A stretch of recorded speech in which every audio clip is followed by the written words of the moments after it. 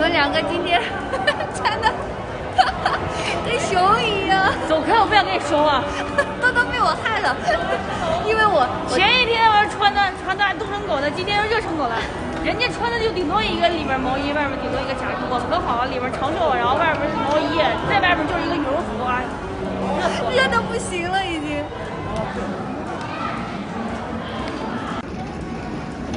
好吧，以前我看到绿皮火车，我都是心情万分激动的，想说我可不可以坐一次。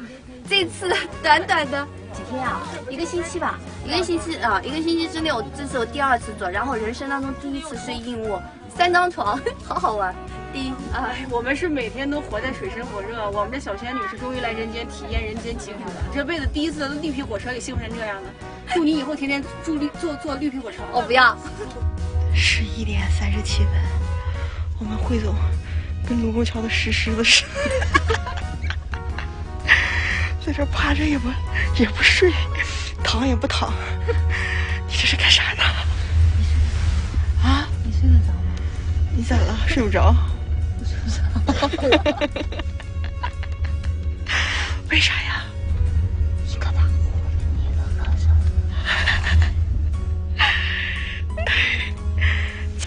对不起啊，怪我没有能力。但凡我有点能力，也不会让你住这么破。然后我们现在是问题是花钱解决不了问题了。啊？花钱也解决不了问题。你要这么做到多久呀？真的？啊？你带我来的时候跟我说是软卧吗？哦，是啊，之前是软卧。但软卧给结账了呀。哎呀，你加油，努力成为大咖，以后你就能带我出来，然后能让我做软卧了。好好加油啊！我努力的。下次你跟我说我们花钱自己花钱啊。咱们就差这点钱。我们汇总生气了。你这是心疼我受苦是吗？对，真的心疼你。我真的是长这么大以来，所有的受苦的第1次都希望献给你。所以我希望咱们一起还是那个。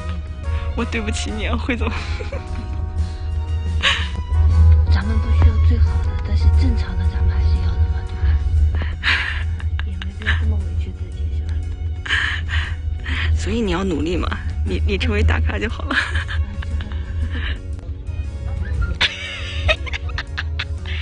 你打哈就被我偷拍下来了啊！你还不习惯？我跟你说，我们当时上学的时候，能有个卧铺老幸福了。当时从天津能回家，坐上这种卧铺，特别幸福。原来回去都坐硬座的，一票难求。卧铺里面再坐一个下铺就更幸福了。没这么坐过火车。所以说啊，有些人啊，终其一生达到的奋斗目标，都赶不上别人出生时候含着的金汤匙。所以人和人之间就是没有公平可言。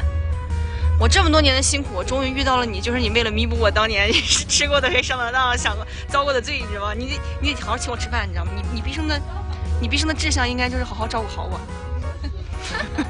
中午一会儿好好睡一觉，别累坏了，以后还指望着你花钱呢。